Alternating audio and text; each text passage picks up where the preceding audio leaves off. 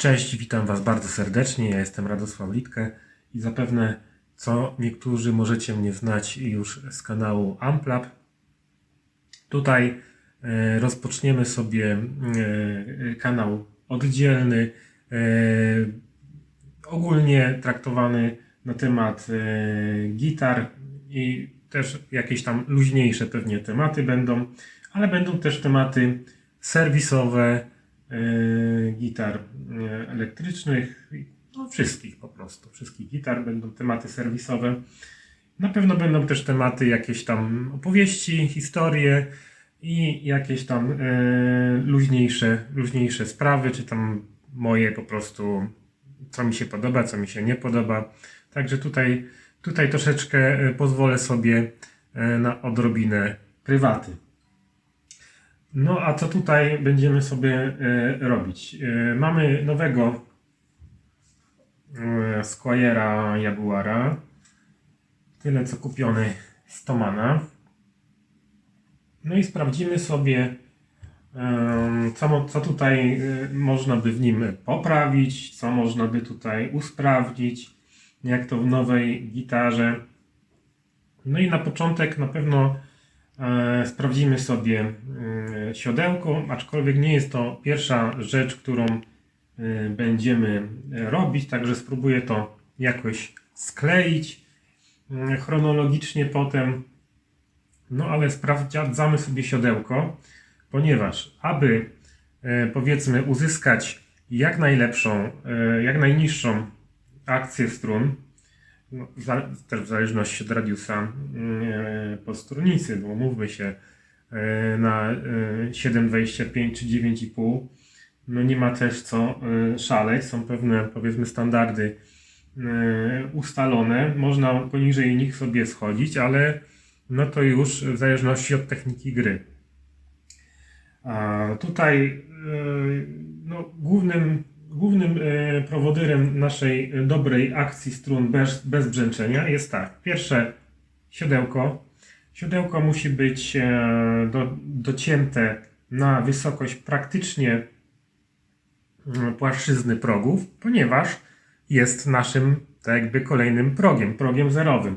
W niektórych instrumentach możecie zauważyć, że szczególnie w starszych instrumentach obecnie rzadko spotykane już stosowany jest próg tak zwany zerowy, a siodełko jest tylko prowadnicą dla strun, no bo wiadomo, gdyby był po prostu próg, to te struny by nam się rozjeżdżały. No i jeśli siodełko mamy dużo za wysoko niż nasze progi, no to niepotrzebnie podnosimy sobie akcję na tych pierwszych progach, no i też odstrajamy sobie ten instrument, no bo naciągamy tą strunę niepotrzebnie dociskając, no i przez to nam nie stroi po prostu na pierwszych progach. Jest to na pewno duży problem z takimi nowymi instrumentami, ale to bardzo często ma miejsce i bardzo rzadko jest docięte prawidłowo. Dlaczego tak się robi?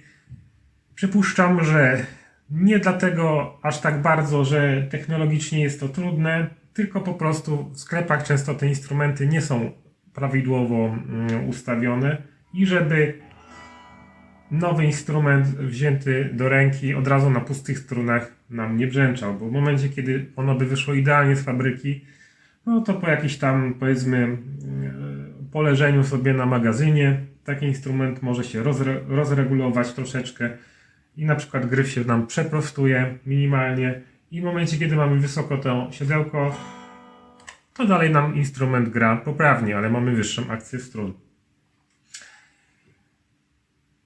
Kolejną sprawą, żeby nam ten instrument był nisko i dobrze wybrzmiewał, no to są wiadomo progi.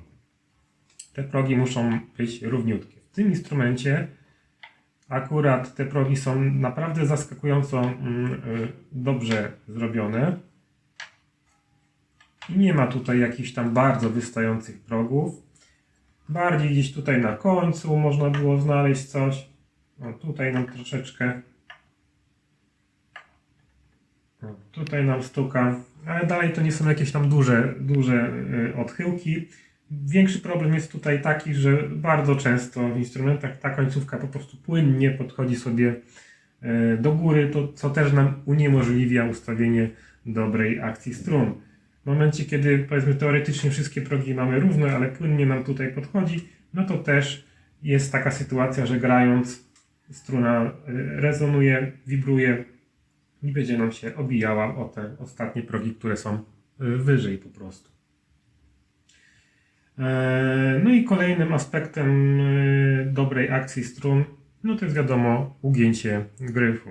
No ale to już robimy pod koniec całego procesu, w momencie kiedy mamy zrobione siodełko, mamy splanowane progi na równą płaszczyznę. No i ustawienie gryfu jest na końcu praktycznie. Potem sobie, jak już mamy gryf ustawiony, wszystko mamy ustawione, to dopiero sobie ustawiamy na samym koniuszku. Na samym koniuszku sobie ustawiamy tą akcję strun razem z odwzorowaniem radiusa. To już są ostatnie etapy. Także w momencie, kiedy powiedzmy zaczynamy od ustawienia sobie akcji strun, no to rzadko to będzie nam działało w momencie, kiedy mamy aż tyle po drodze problemów. Dobrze, nie przedłużając, podzielę te odcinki zapewne na siodełko. Ten będzie pierwszy taki wstępowy odcineczek i będzie dotyczył siodełka, no i ogólnie wstępu. Kolejnie zajmiemy się progami, chociaż chronologicznie to, co będę naprawdę robił, będzie troszeczkę odwrotnie, czyli będzie to szlif progów. No ale dzisiaj zrobimy sobie pomiar tego siodełka i już skleję materiał razem z doprofilowaniem już po szlifie zapewne.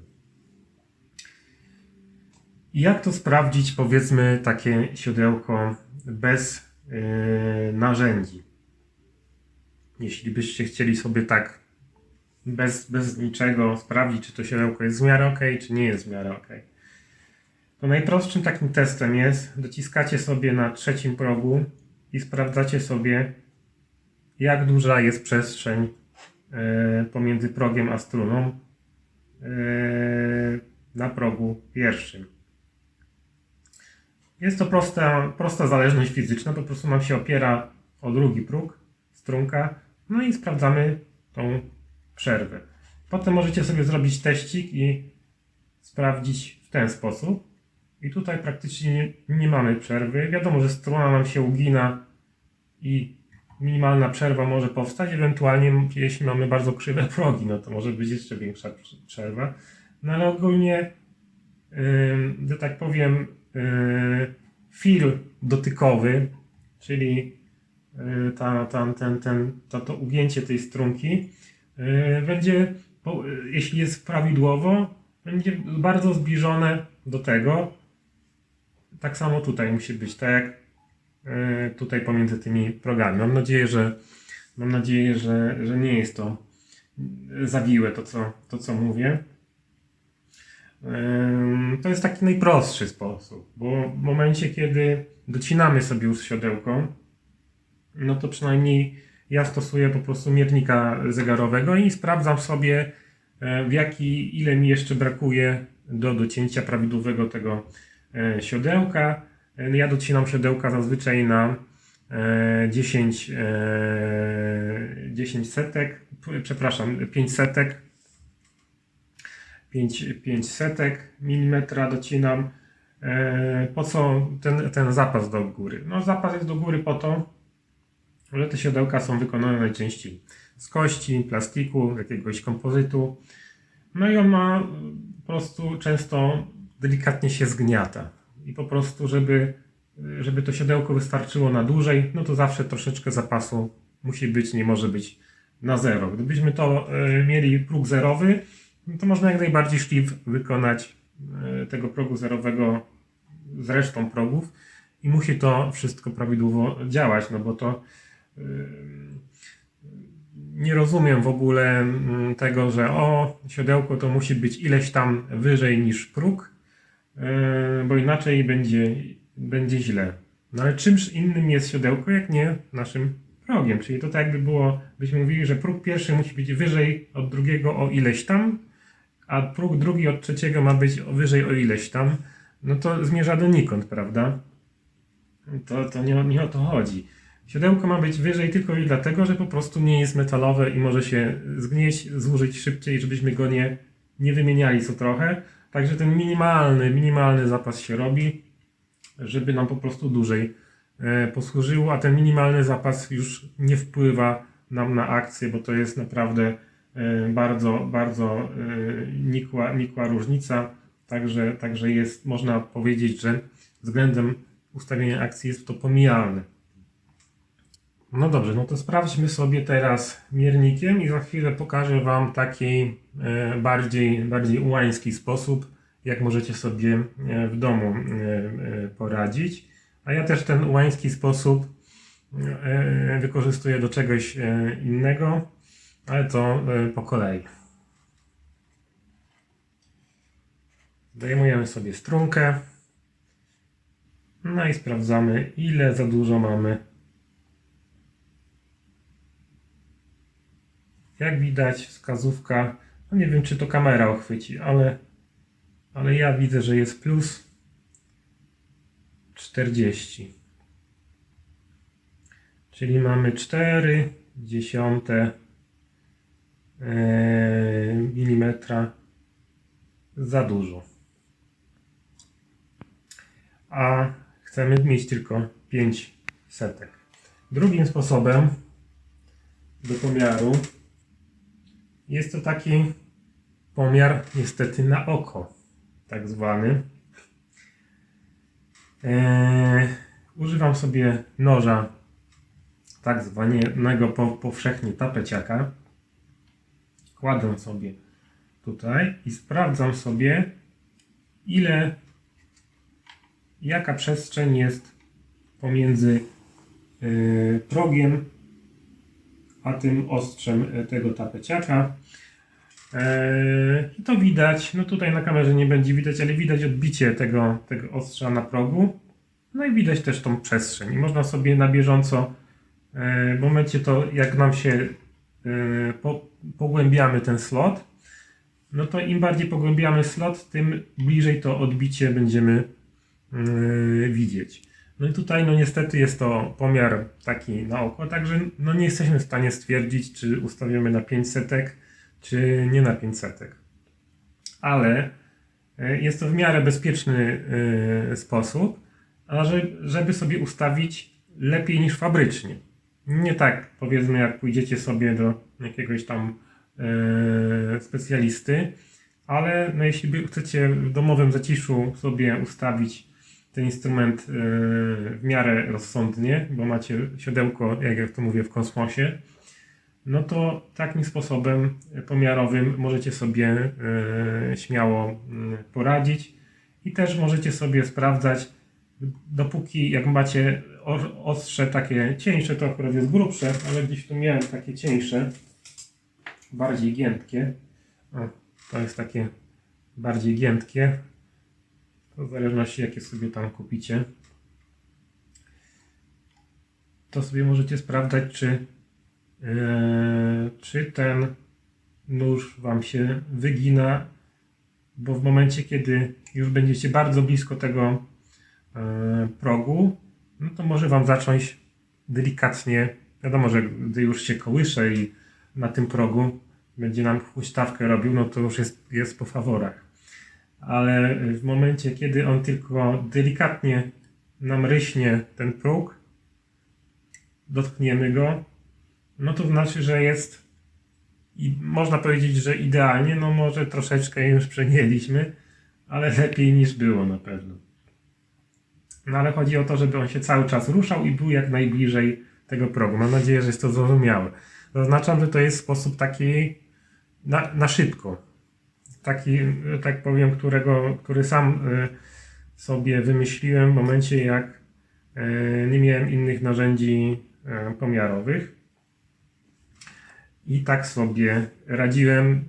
W momencie, kiedy jest już wprawa, to naprawdę Potem jak po latach jakieś tam instrumenty swoje, które tak robiłem, pomierzyłem miernikiem, no to okazało się, że byłem bardzo blisko tych 500 właśnie tego idealnego, można powiedzieć, wymiaru.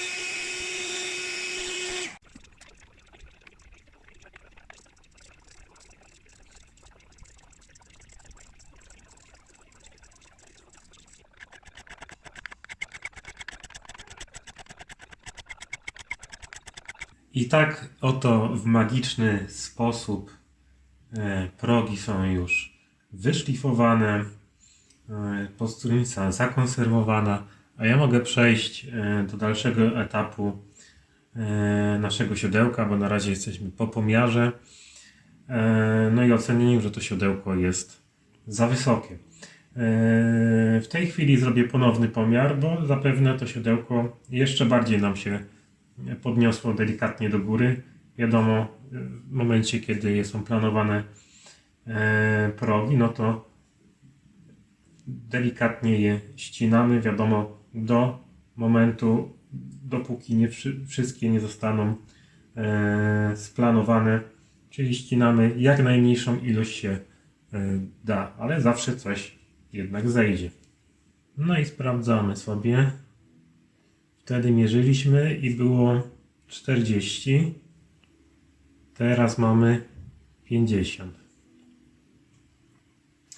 Także 1/10 mm z progów została zdjęta lub po prostu wyrównane, bo w momencie kiedy jeden próg jest niższy od drugiego, to też pomiar nie jest wtedy dokładny, dlatego siodełko robimy dopiero po szlifie. Raz, że te progi będą inaczej, a dwa, że ta płaszczyzna w tą stronę, w momencie kiedy jeden jest wyższy, drugi niższy, będzie nieprawidłowa ten kąt natarcia. W momencie kiedy wszystkie mamy w linii, to ten przyrząd działa prawidłowo, czyli po prostu opieramy sobie o dwa progi i sprawdzamy sobie ten najniższy punkt. Też w zależności jak przyłożymy sobie, to nam to różnie łapie. O, teraz na prosto i znowu jest 50. Także sprawdzamy sobie każdy slocik. No każdy jest tutaj za wysoko.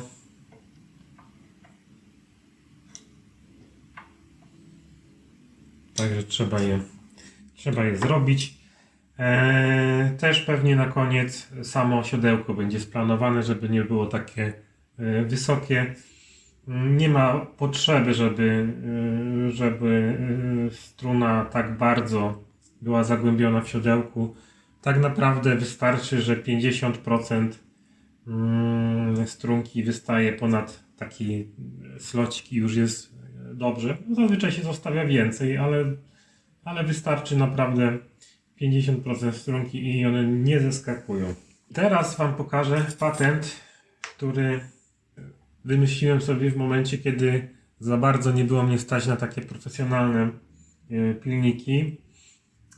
A co zabawne, jak już nie było stać na takie profesjonalne pilniki i je posiadając, to robiłem często tymi pilnikami, ale bardzo lubiłem tą starą metodę i teraz Wam ją pokażę. Jeśli będziecie chcieli, to pokażę Wam też, jak zrobić to za pomocą pilników. No i sobie używamy tego naszego, powiedzmy, ułomnego narzędzia pomiarowego. Ja widzę tutaj to odbicie na tym progu. Teraz jak jest wypolerowany, to już w ogóle mam ostry obraz w HD, jak brzytwa w 4K. i widać dokładnie tą odległość, że to siodełko jest po prostu za wysoko. No i teraz przystępujemy do nacięcia sobie tego siodełka. No i to jest ten mój magiczny sposób. I naprawdę przy wprawie, wiadomo, że na początku może być kiepsko, także polecam sobie, zanim zrobicie na swoim instrumencie tym sposobem, no to polecam sobie kupić jakieś, powiedzmy, tanie siodełka, czy jakiś materiał, materiał typu kość czy coś i sobie potrenować po prostu w robieniu takich siodełek, no bo żebyście sobie nie zrobili kuku, wiadomo. Takim nożem naprawdę można zrobić siodełko pod wymiar i na grubość struny, jeśli ma wprawę. To nie ma z tym żadnego problemu. Ja mam taką technikę, że robię sobie taki ruch obrotowy i do przodu. Obrotowy i do przodu. I po prostu ścinam ten materiał. I jest to bardzo fajna opcja, ponieważ rzadziej tą metodą zdarzy mi się przeciąć siodełko. Każdemu się to zdarza. Wam też się to zdarzy, jeśli będziecie robić. Jest to zupełnie normalne, bo czasami robicie pomiar i nie zdejmiecie jakiegoś paprocha i będziecie dalej to siodełko sobie docinać. Lub po prostu już będzie blisko, nie wyczujecie tego momentu i przetniecie siodełko. Zdarzy wam się to, każdemu profesjonaliście się to zdarza. Także dlatego siodełka są elementem wymiennym, no bo raz, że one z czasem się nam zużywają, a dwa, no właśnie można sobie takie siodełeczko przez przypadek przeciąć. No jest to po prostu kawałek kości, plastiku, jakiegoś kompozytu. Także nie ma problemu z wymianą tego elementu. I też jest to fajne, że w momencie, kiedy mamy jakieś niestandardowe grubości strun, no to nie musimy mieć miliona tych pilników, bo ten sposób robimy sobie każdy wymiar, jaki chcemy. Także może niektórzy, którzy nie próbowali sobie czegoś takiego, to zaraz mnie tutaj zjadą, że co ja tutaj robię za hosztaplerstwo. No, ale mi to działa, także ja uznaję zasadę, że jeśli coś jest głupie, ale działa, no to nie jest głupie po prostu. No i teraz tak ostrożnie robię, bo tutaj troszeczkę mi przeszkadza kamera. Mam nadzieję, że mnie zasłaniam. Sprawdźmy sobie, ile sobie zjechaliśmy. No, prawie 20 nam zeszło. Także pracujemy sobie dalej nad tym slotem. I też bez problemu da się ultra cienkie robić te sloty na strunę 9 bez żadnego problemu. Można sobie też wykonać, co zresztą zrobię.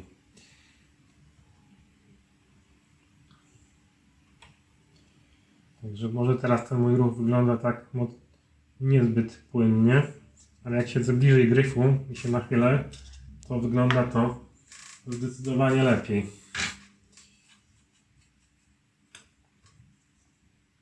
Ale chcę, żebyście dokładnie widzieli, co robię, bo wydaje mi się, że jest to fajny sposób, szczególnie jeśli powiedzmy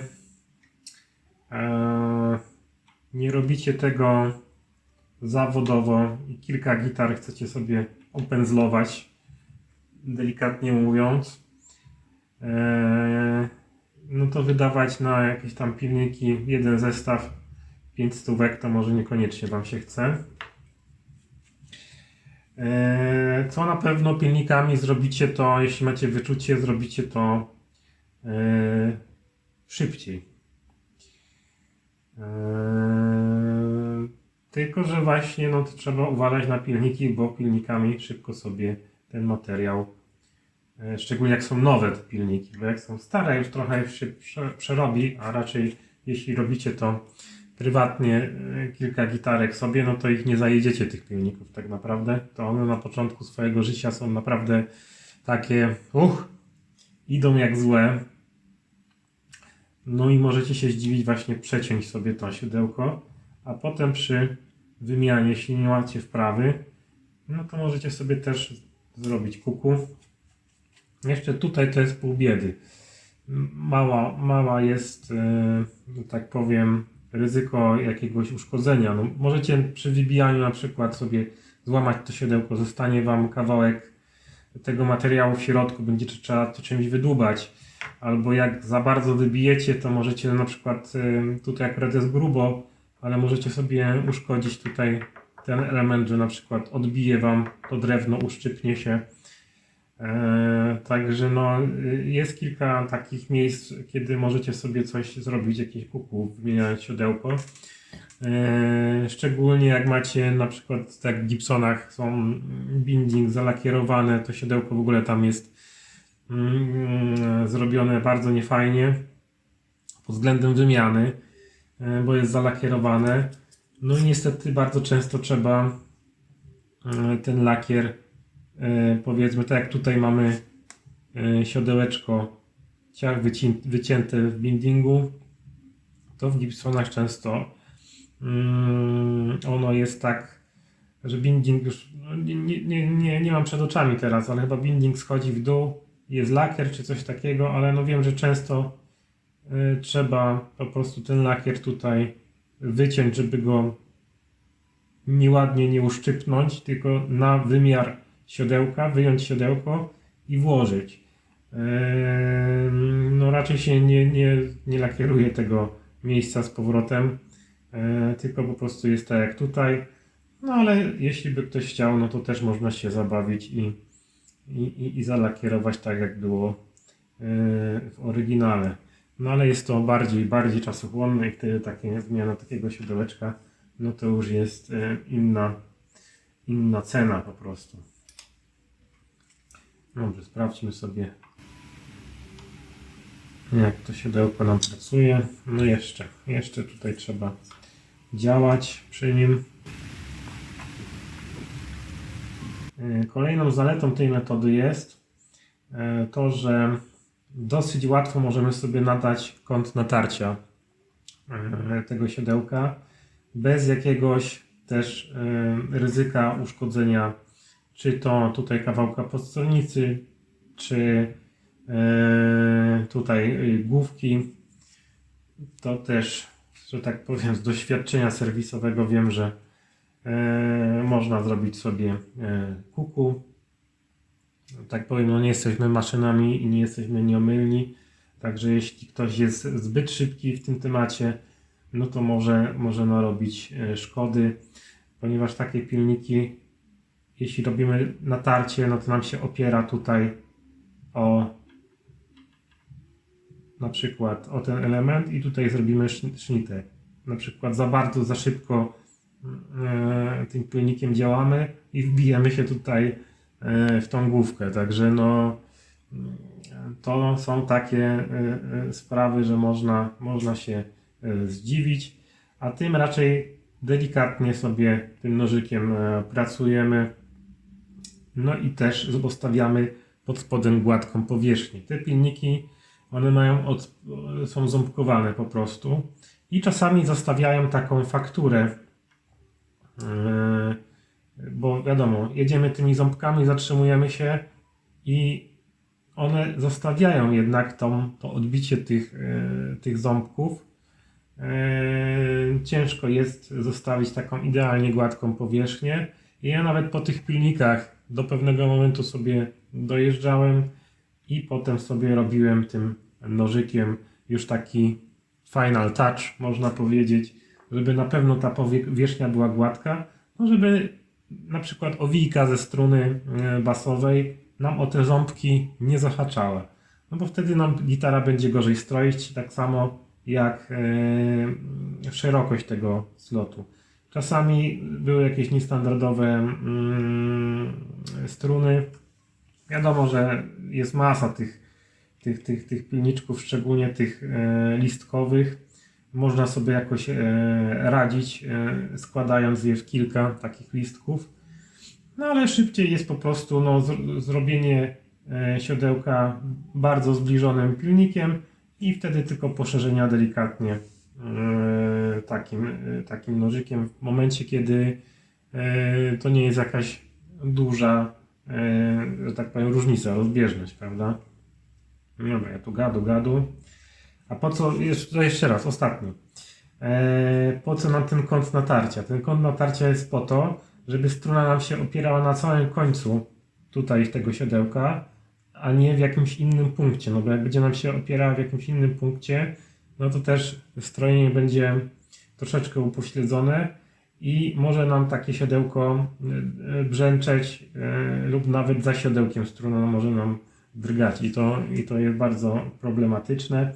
Wiadomo, że strojenie to jest rzecz akurat umowna i może być, tak jak siodełka te bass Feiten, no to one są wiadomo w różnych punktach kompensowane, także może być w różnych punktach to podparcie, ale ważne, żeby było tam, gdzie jest to wysunięcie czy cofnięcie, żeby było na samym końcu tego elementu, można powiedzieć, a nie gdzieś tam na środku, na końcu. Dlatego się nadaje ten lekki kąt temu siodełku.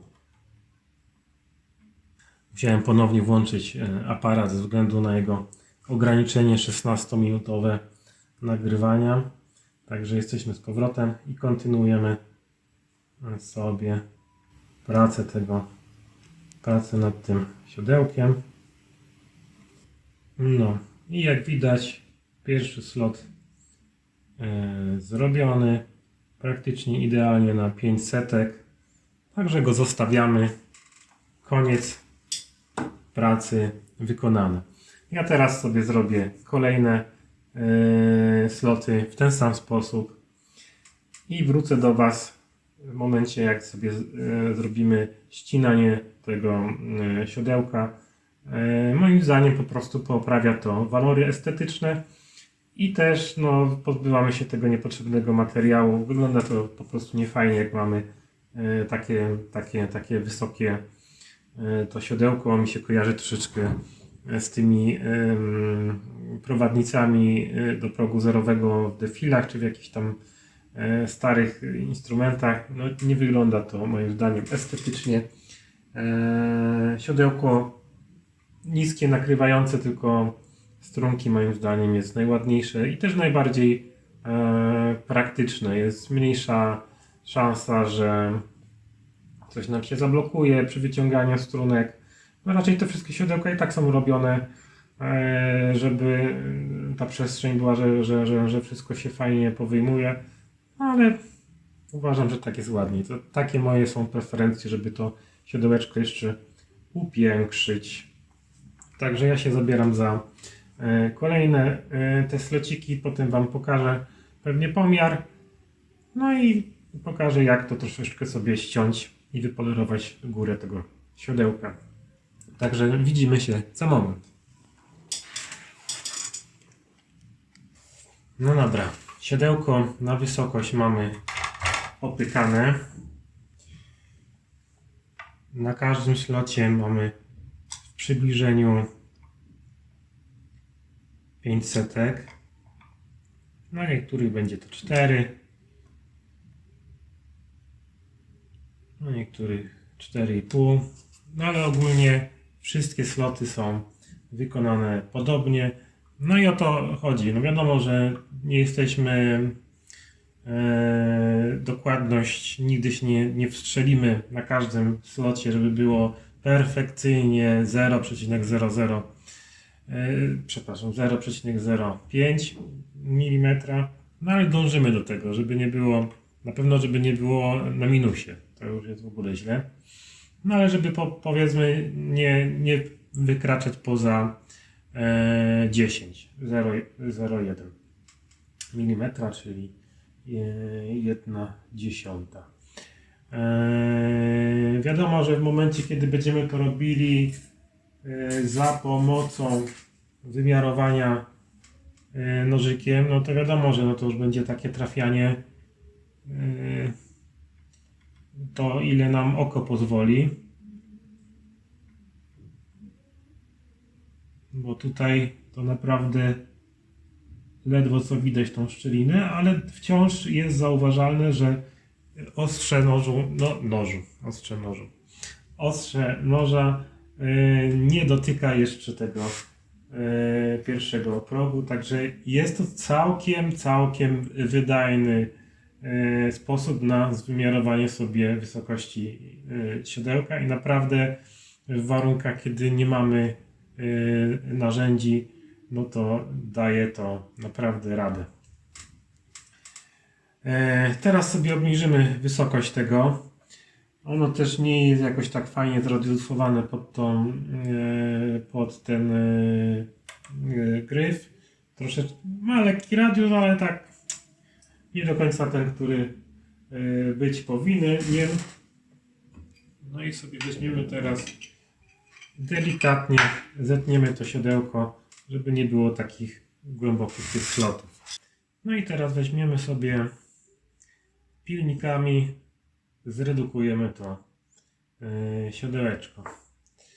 Takim procesem wezmę sobie ją delikatnie, zabezpieczę to, co już mamy zrobione.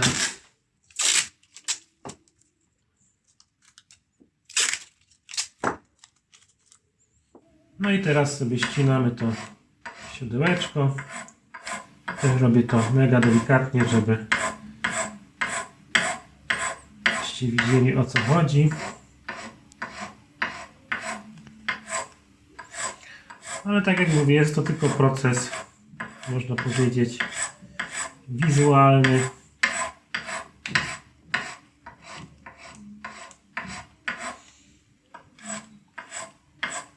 Troszkę mi niewygodnie z tymi kamerami, szczerze mówiąc. Chyba sobie pozwolę zrobić dokładnie to poza kamerą. Ale wiecie, o co chodzi. Też nadaje siodełku ten kąt, tak jak ścinaliśmy sobie, to też nadaje taki delikatny kącik. Wygląda to ewidentnie lepiej i te brzegi też sobie tutaj zetniemy, żeby nie było takich wystających, mocnych krawędzi. Także przypuszczam, widzimy się zaraz, jak sobie dokończę to siodełeczko. Jeśli nie macie takich pilników, to są akurat pilniki do krawędzi progów, one się bardzo fajnie do tego nadają. Jeśli chcecie coś tańszego, to możecie spróbować pilnikiem do metalu po prostu. Tylko no, tym jest wygodniej, bo nie ma rączki. Tutaj jest taki pilnik. Tylko niech sobie go zdejmę. To jest taki pilnik do metalu.